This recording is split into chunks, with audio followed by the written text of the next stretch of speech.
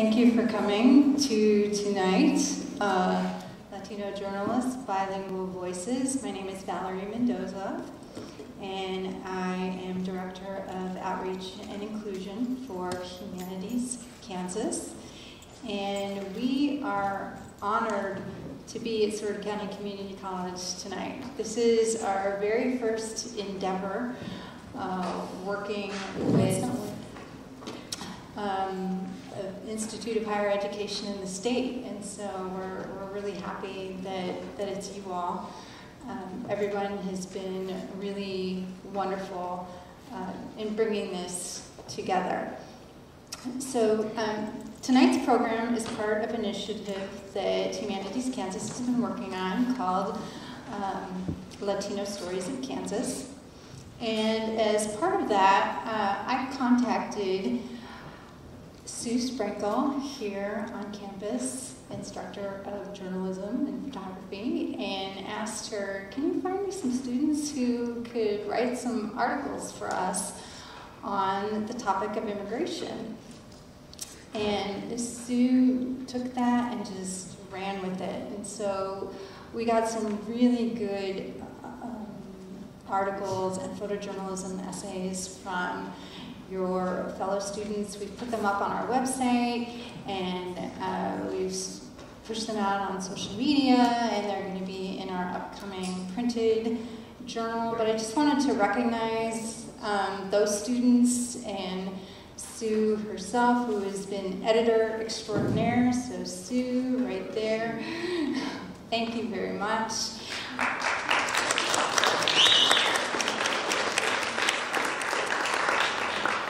I also wanted to recognize Bethany Wood for her photojournalism essay on this quinceañera up here. Bethany, thank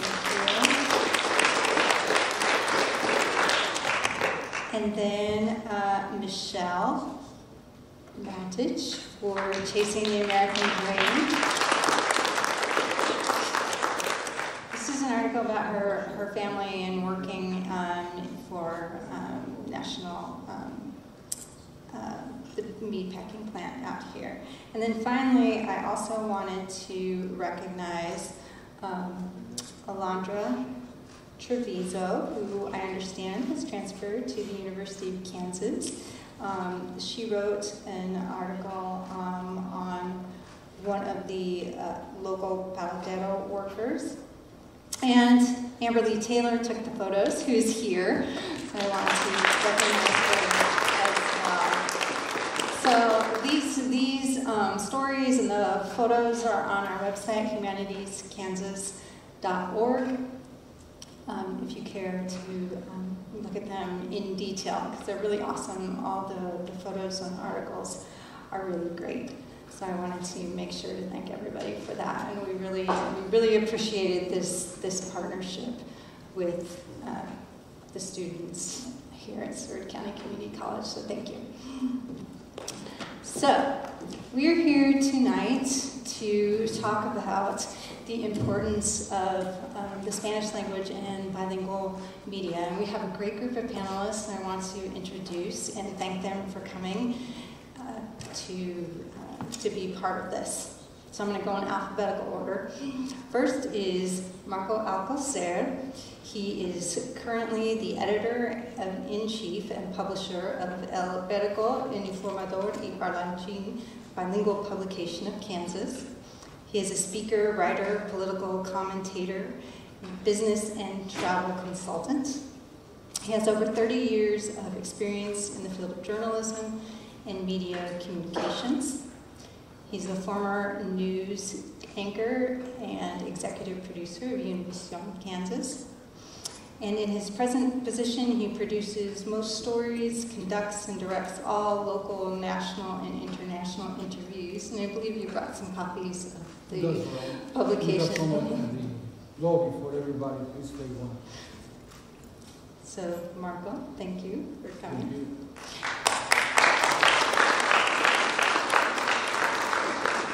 This is great. They naturally sat in alphabetical order. So next is Enrique Franz. He is general manager of Rocking and Media Media, or works for Rockingham Media, and is general manager of La Mexicana 101.5 and 92.9. Enrique has 18 years in the radio industry, and he's been a morning show host for 14 years. I'm sure many of you recognize his voice.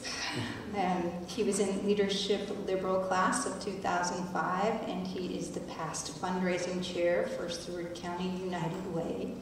He is a SCCC alum, a U.S. Marine veteran, and a proud immigrant from Managua, Nicaragua. Enrique, thank you. Thank you. Thank you very much. Next, we have Janeth Vasquez, who worked for Univision, Kansas as a multimedia journalist. She also reported for Univision's partner station, KWCH Eyewitness News. She was born in Juarez, Chihuahua, Mexico. Her parents immigrated to the United States when she was 2 years old.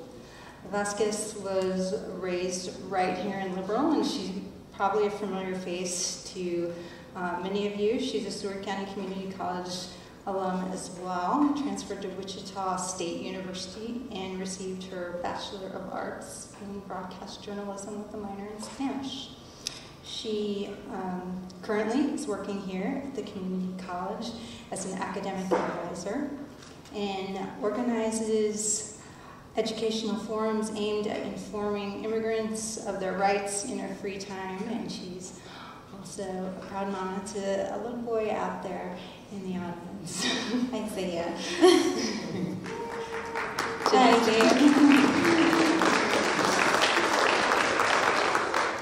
So thank you all for coming and for participating. And so we're hoping this is more of a conversation between the four of us, and then at the end we'll take questions from the audience.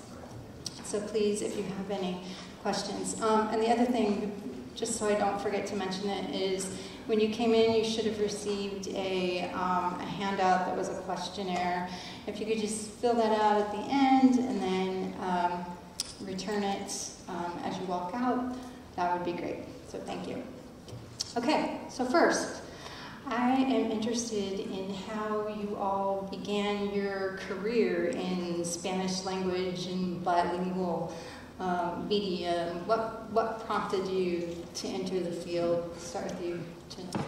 Well, ever since I was a little girl, I knew I wanted to be the voice of the community. I didn't know how all that entailed when I was younger, but I knew that I wanted to make a difference in my community. And so I remember when I was a little girl, as a little girl in the Hispanic community, you usually watch Univision, which is one of the most dominant Spanish TV stations in the United States.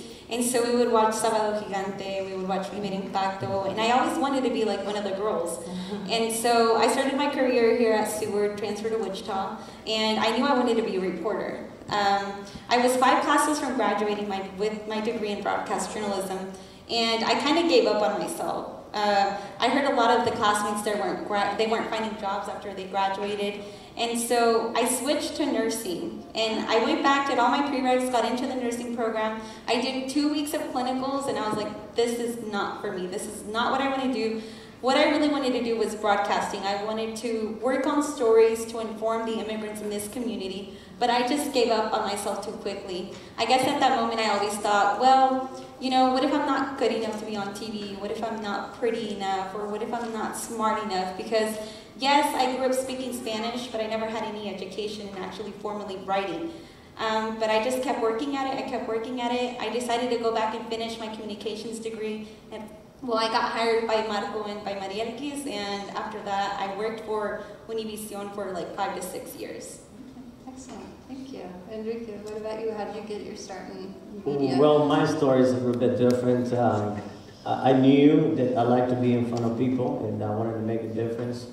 When I first came into the U.S., I used to watch Don Francisco, and I used to think of myself, I'm going to take over one of these days. One day I'm going to be, Don Francisco's going to retire, I'm going to take over Don Francisco. That's literally my dream, okay? I'm not lying about that.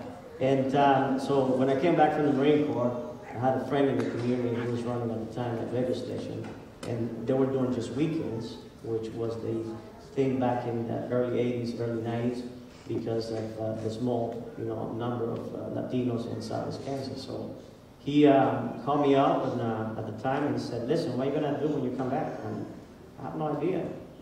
I don't know, maybe I'm going to find a job and, give me a house, and go on with my wife and kids, at the time I had one daughter. And he said, what about if you do radio, sell radio? I said, okay, sounds good. Being a Marine, and it's always something that I wanted to make sure that I clarified, is that the fact that I always am a proud immigrant. And there's a reason why, because I think we have to be very extremely proud of who we are. And I told him, I said, listen, I've never done this before, but I'm a proud immigrant. I can do whatever, right?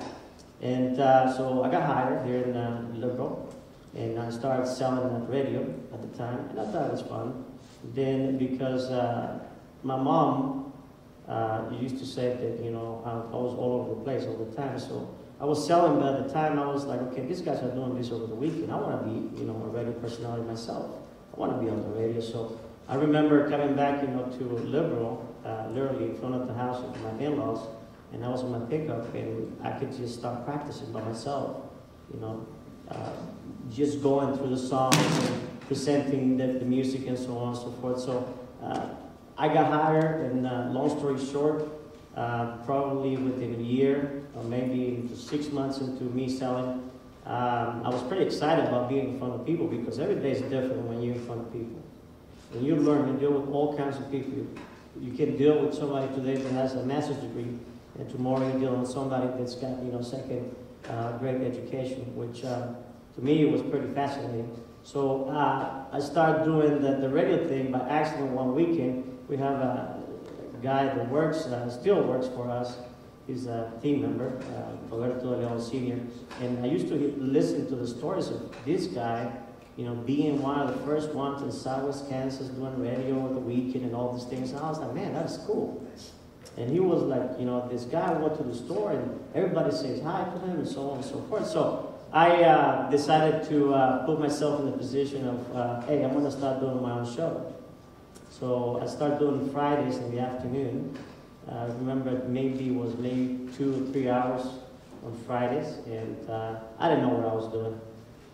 And I learned to turn the mic, I learned to record commercials, and back in the day, and I say back in the day because now you can record a commercial on your cell phone, but back in, when I came back, it was like, okay, what do I do now? So it was fascinating, and long story short, I got right away into radio, and I was in love, literally. It was a challenge every day. And to me, it was more than just entertainment, but rather was an opportunity to learn how to help people and impact the community.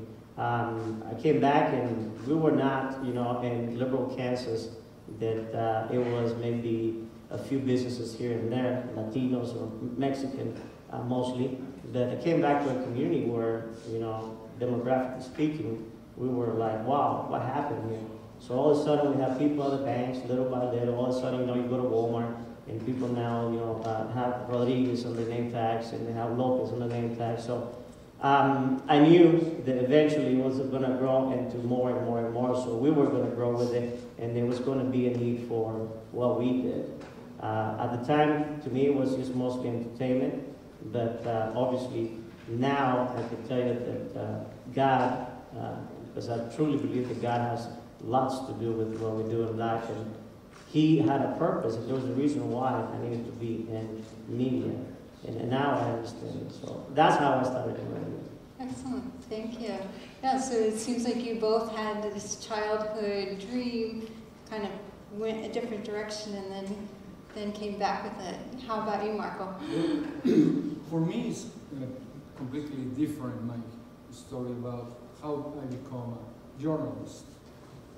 It just happened as when I was a child. My father used to have a magazine in Mexico City. The name was Más Actualidades Político-Sociales. So that was probably before the teacher born. So at that time, the magazines were created and the newspapers were created in a different way. We used to have you know, you have now your computers. You edit everything in your computer, you do your graphics and everything. At that time, there were tables. There were huge tables like the size of a ping-pong table, and they call it crystals. And then you have all the papers over there, and then you have 64 pages, the magazine of my father. So I had to check every single word in the 64 pages in each one of the tables, one by one, to see, looking for mistakes on the magazine. Now you do it on your computer.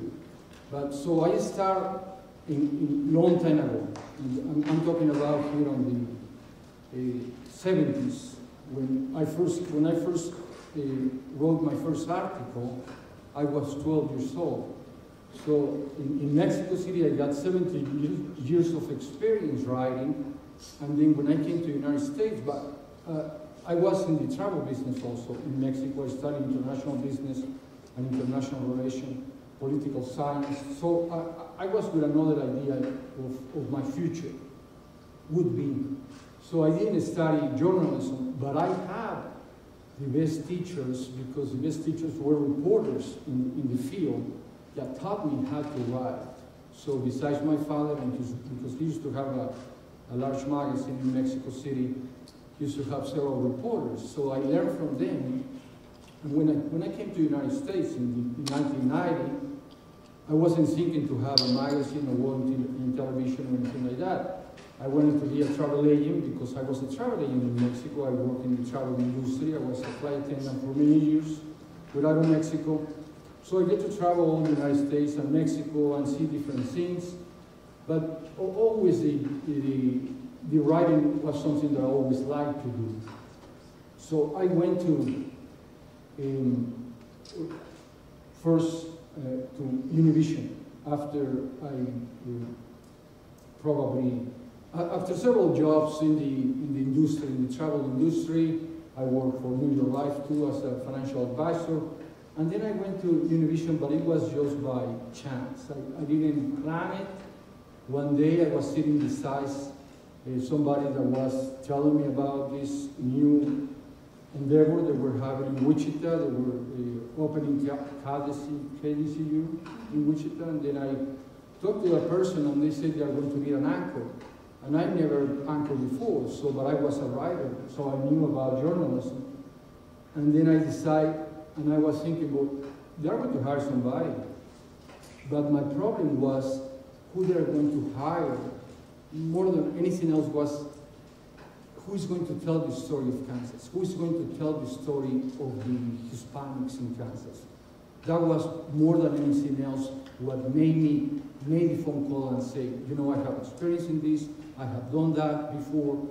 So, and then they put me in front of the camera, and then I spoke, and they liked what I have and what I show.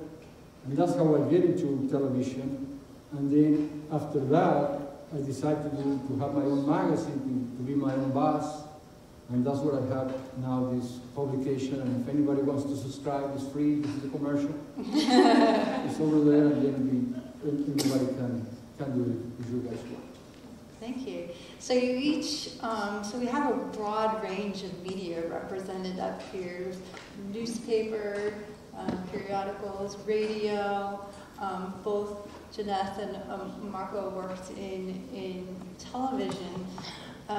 So why don't you each tell me a little bit about what you did, what your day-to-day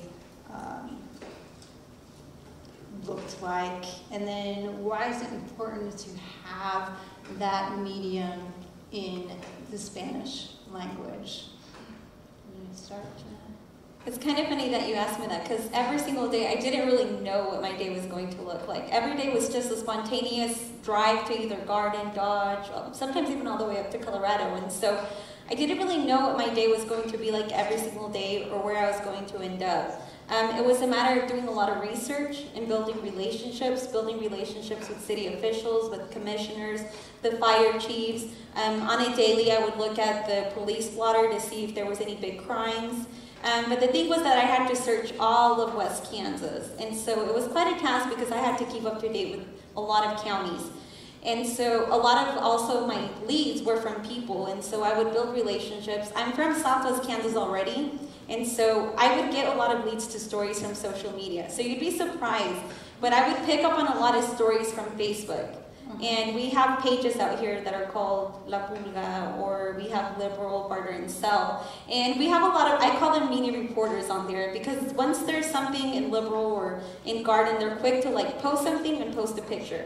And so that was the easiest way for me to just get in contact with them and be like, hey, I saw that you posted a picture, can you give me more information? And let's meet up, let me get, you know, an interview from you. I saw that you posted this, and so that's really how I got a lot of my stories, but it was a lot of investigating. And it was a lot of the relationships I had to build with people, because once they got familiar with me and they knew that I was a reporter from the area, then they would contact me directly when they had any stories.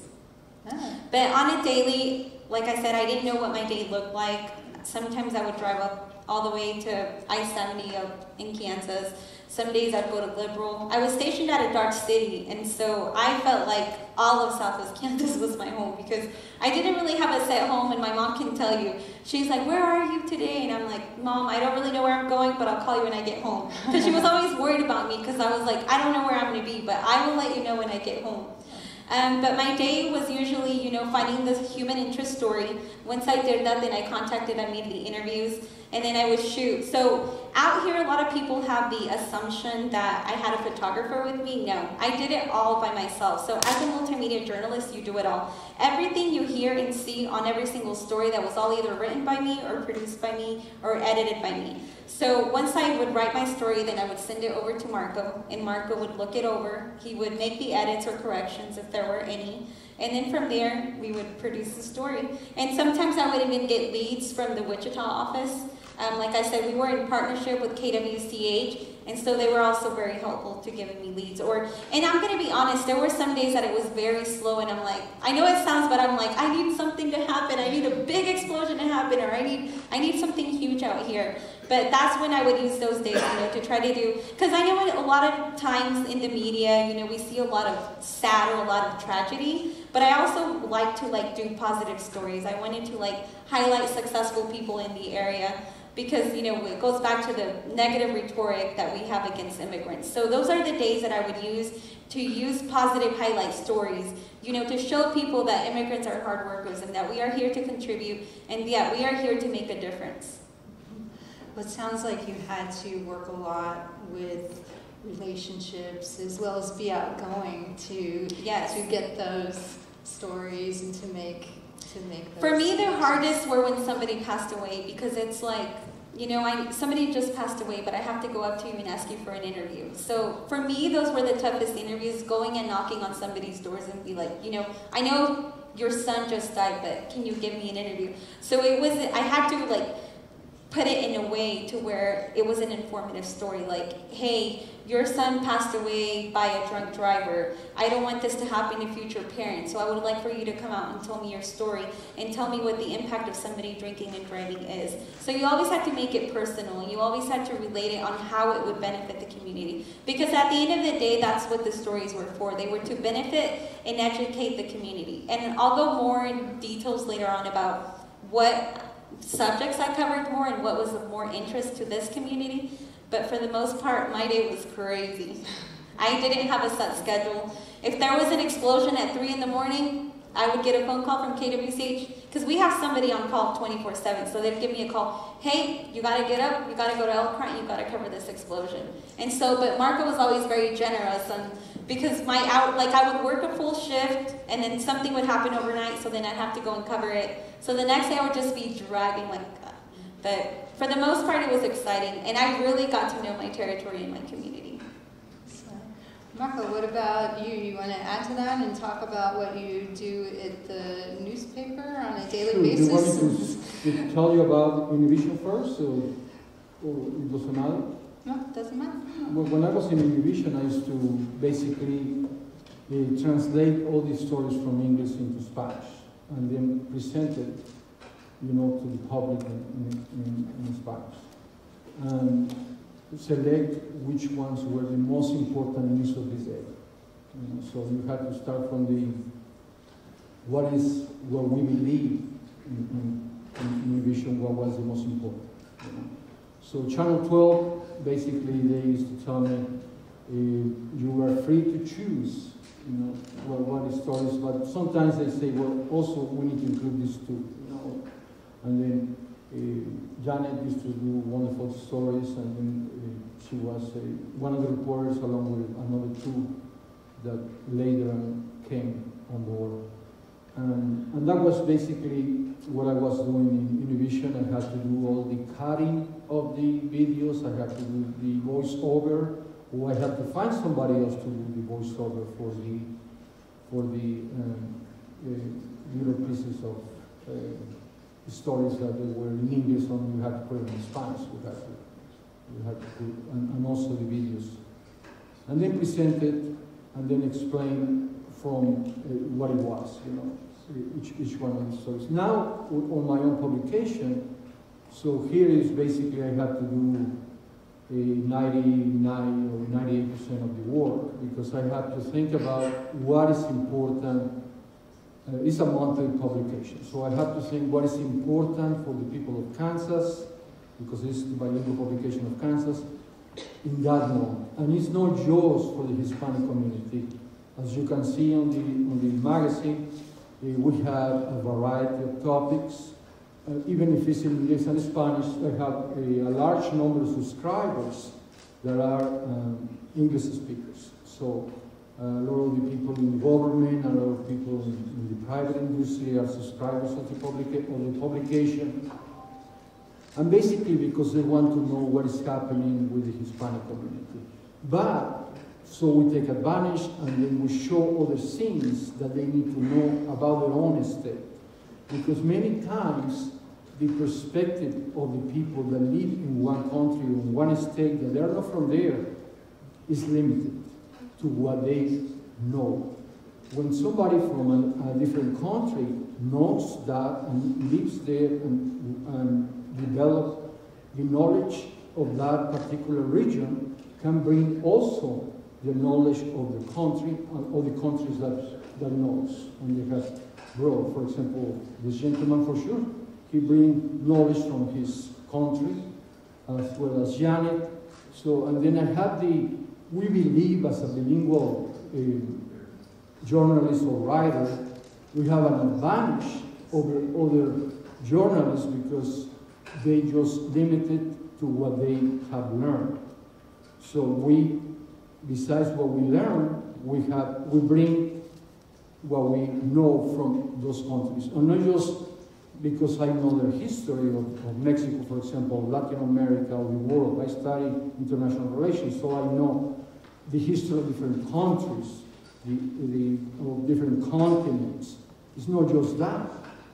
It's also the traditions. The traditions are very important of each one of those countries. And traditions are also in Kansas. In Kansas, there is people from different origins. Even the white people, the Caucasians, they come from different parts. They come from different parts of Europe. So we have written about that. We have written about the origins of these people, where they come from, what they brought to the table, what they brought to Kansas. You know, there's people in Case that come from Germany. There is people from Lindsburg that come from other countries, Sweden, etc. You know, so you have to show the publication is more like a multicultural publication. So what I do daily in my daily job is to see first what is important for the people of Kansas. We have established already some sections on our publication. One is called Latinos in Action. So I find somebody that is doing something. For example, I can find Janeth, you know, she's doing something special, so I do an interview about Janeth. Or I can find somebody else in the community that is doing something special for the community. Because you see this publication, the one that you have in your hand, the ones that you have, so you can see there is some people that did some kind of event in Wichita. But every month we have different people doing different things in different parts of the state. And then I have found things that I didn't imagine I would find. For example, a lot of people don't know that the first mayor of Topeka the first Hispanic Latina is a mayor of Topeka. So we put it in the publication. It's something that is the pride to the Latino community, and then we spread the word. You know, we let people know what Latinos are doing in the positive way. You know, so this publication is not a political publication. However, we interview and we do political interviews. I have interviewed people running for governor, people running for U.S. representatives. But when I do that, I call them and I say, do you want to have this interview? And if 2 people are running for the same position, I do the interview to these 2 people. If 3 people are running, it's for those 3 people. And I ask the same questions, you know, and at the end I throw some questions related to the Latino community. But the other 3-4 questions are general questions that are important for anybody in the state. So, and I don't let the other person see what the answers are. So in that way, nobody can cheat, right? Is that correct?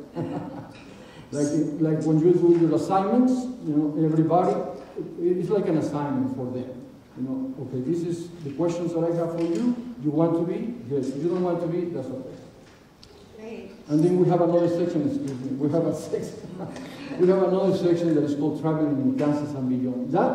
That section is already established. And then, so in the section of Traveling in Kansas and Beyond, we bring stories about, because I was a traveler and have more than 25 years of experience in the travel business, that's what I have, that section. And then we have another section that is called the health section. That is a doctor that has 5 degrees, and I just do translation in that one. And then we have an immigration section. So I do the translation in that one, so I just do translation in those ones. And that's how I basically, but the most important thing that I feel I do every day is to listen to the people in the different places that I go. Because if we don't listen what they have to tell you, you don't know what the real stories are in those particular towns. Great. Yeah, and it seems like, you know, in addition to language skills, I like how you mentioned that international perspective that, you know, all of you bring to the work that you do. And Enrique, yours is a little different because yours is very much auditory, right? Well, you'll be surprised. I think some of the stories that the first couple of years of me doing radio was more about listening. But not listening what the business part of the whole thing was, but listening to amazing stories of people that came from Mexico, that, you know, crossed the border, and they started a new life in a country that they didn't know anything about it, and brought their families over. And it was amazing to listen to all the stories of the struggle of coming to a different country and building a new life and building a new self and creating something that it was going to not only be good for you, but it was going to be good for the families they left behind. You know, and you asked the question, I don't know if this is the point of this whole conversation today, but I'm going to tell you what I feel about what Latino media needs to realize. That number one is a big responsibility, what we do every day, because what we say is what people is actually listening to, and they make decisions based on what we say, whether it's negative, whether it's positive, regardless. So we're changing people's lives every day.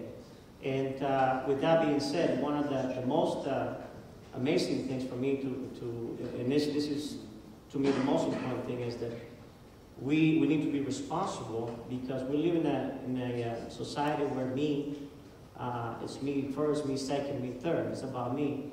And in reality, it's not about me. It's not about the radio station. It's not about the TV station. It's not about the newspaper. We need to be bigger than the TV station and bigger than the radio station.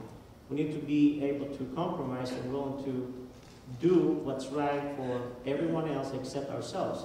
And a lot of people talk about, you know, I always repeat this, and I know probably several people here, and it's pretty amazing how we sometimes have a double standard. Media, we want to talk only about the things that are convenient. No one wants to go against what everybody else's, opinions are. And that's another thing.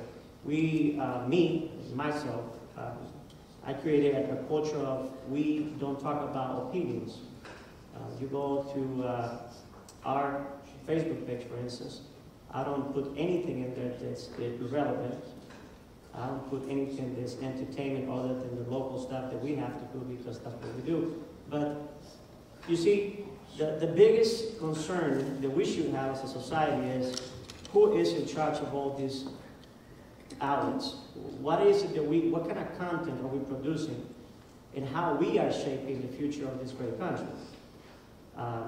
I'm a proud immigrant, and you got to be careful when you say I'm a proud immigrant, because being a proud immigrant is not saying, yes, I'm from Nicaragua and I love it, yeah. Being proud, this is what I want people to get. That being proud means that you will fight every day to do the right thing. You will do the right thing for the right reasons, not because you want people to tell you you're awesome, not because they want to recognize your name or your company, or because you're making millions of dollars. God knows, and I know, for instance, these are the things that most people don't want to talk about. And radio stations and TV stations, because everything is regulated and everything is compromised to the point that everybody's scared. And to me, if you're not willing to lose everything, then you're not willing to be yourself. You're willing to be somebody else and live by somebody else's standards. And that is a problem, especially, I see it in media in general. You got to believe you believe. And you respectfully might disagree with someone, but the reality of the world that we live in is that if you don't have what it takes to be a responsible communicator, okay, then you should not be in a radio station or TV or doing whatever it is that you do. The point is always this: the world doesn't change with what I say, but what I do. And we have tendency sometimes to be irresponsible. And I can give you, several instances where I disagree with stuff that is being said, is being done. And again, you got to go back and kind of think about where is an opinion or is actually a fact. So our Latino community, more than ever, okay, we need to be in a position where we make decisions based not on just an opinion, because you can have a friend that has great intentions but don't have the knowledge. And it's dangerous because you create all of a sudden a big problem. Then it becomes an issue where you're going to destroy families, you're going to destroy futures, you're going to take people down, and it's irresponsible. So to me, the greatest thing about being in a radio station, TV, being in media in general is that, number one, we have to really understand it's not about me. Clearly it's not about me. Clearly it's not about the regular personality.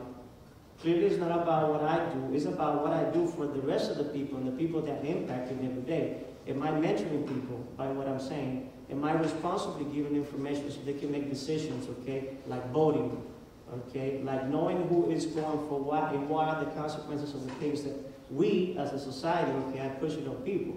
So now more than ever, I think the question is, if I'm in charge of any type of media outlet, am I really producing the content responsible enough that is going to help instead of bringing negativity?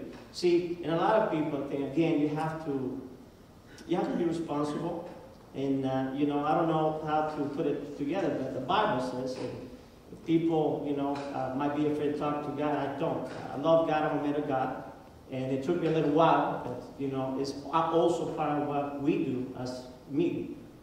If we don't believe that we're doing the correct thing, the job for the right reasons, then we shouldn't be doing it. So media needs to understand, whether it's Latino or anything else, that if we're not producing relevant content that's going to make the world better, so we should not be doing it, number one. And number two, I think we need to be responsible, because there's lots of entertainment out there.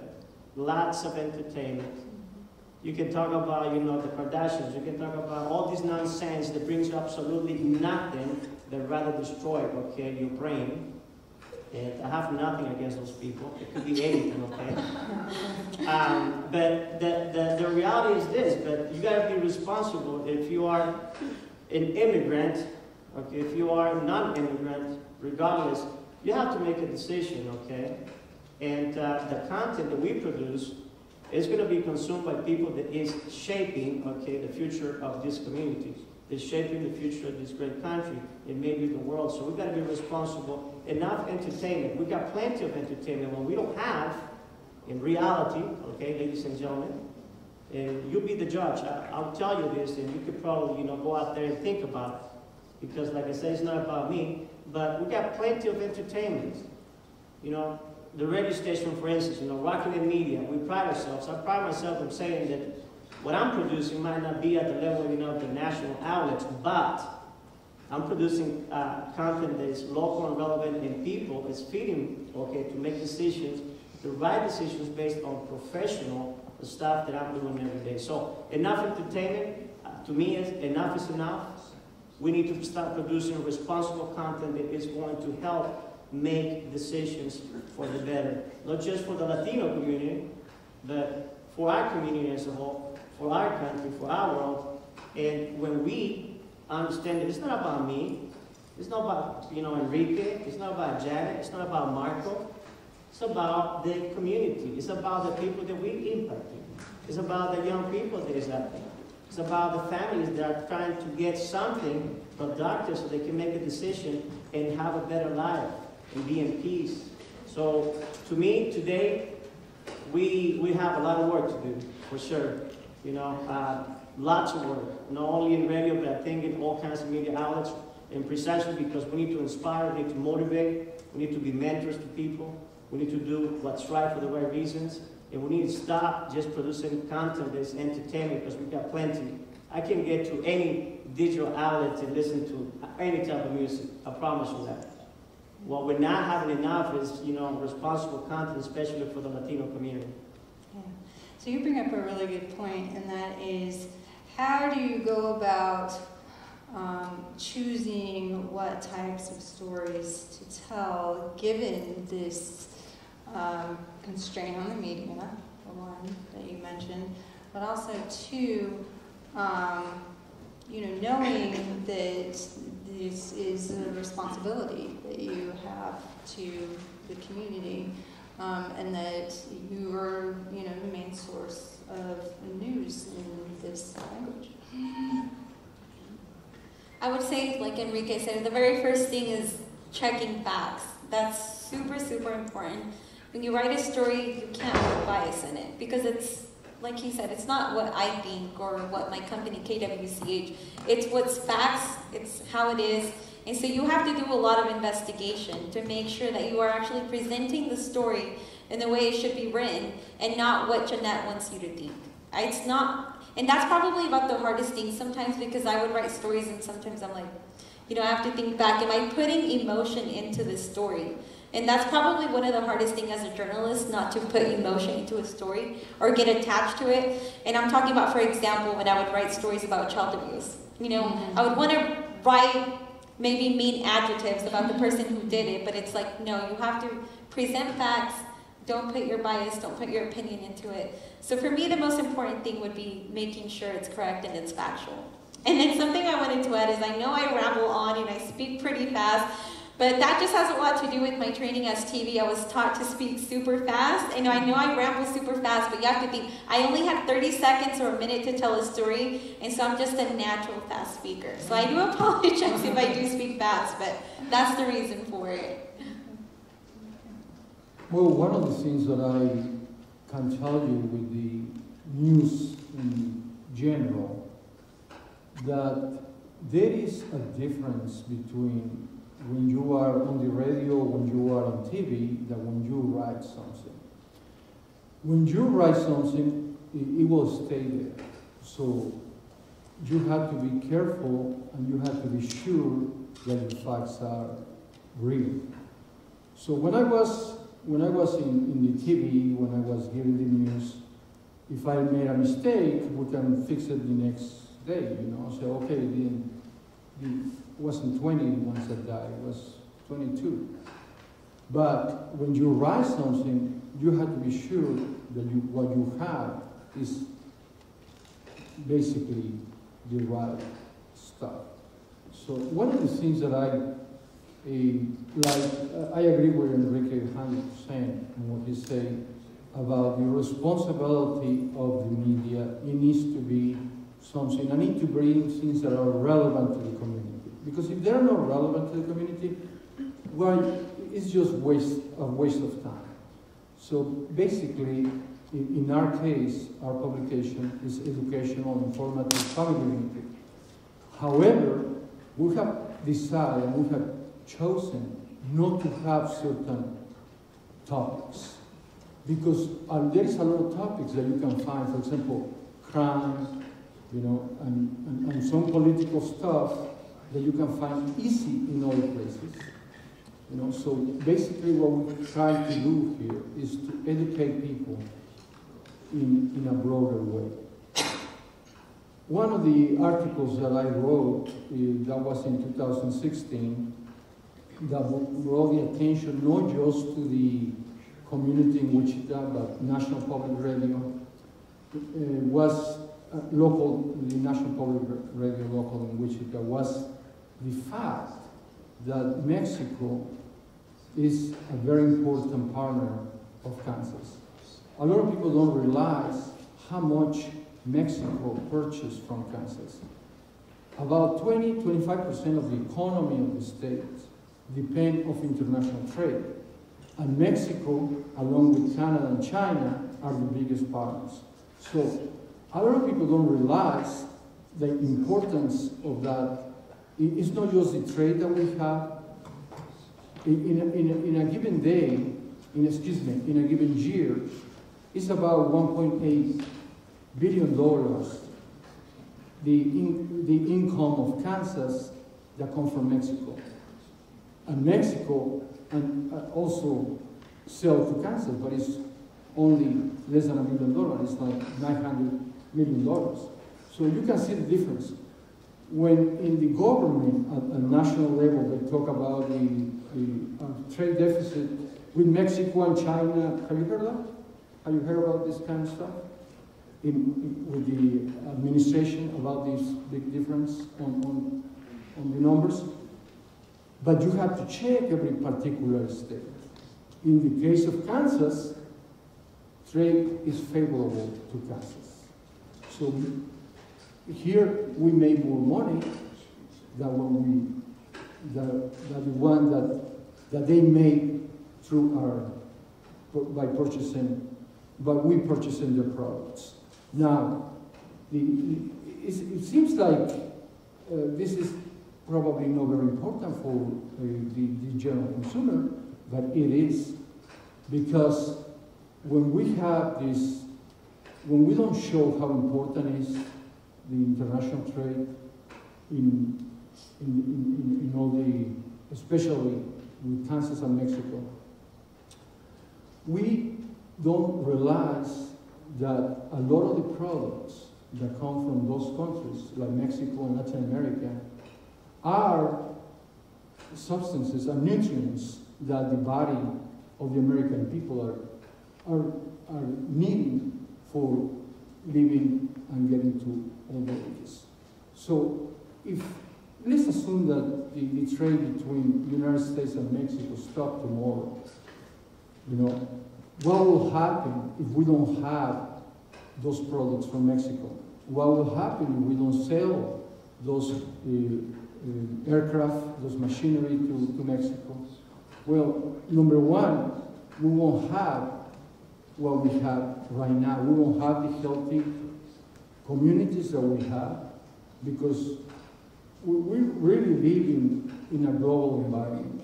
Either we like it or not, we need to admit it. We need to realize how important each particular region is for the United States especially, because the United States is the one that purchases the most from the outside world. Of course, they sell too. So, and those kind of things, when we show to the general population, so they start to see how important those type of subjects are that for some people may not be of big importance. But still, I believe that we need to pay attention to those type of information that sometimes we don't receive from the regular news. And Enrique, how does the radio address those kind of issues that are, how do you choose what stories to put out there to the people who are listening to your station? Again, I think it has to do with relevance and the content that you provide. It has to serve, and it serves two purposes. One, it is, facts. That is always have to be.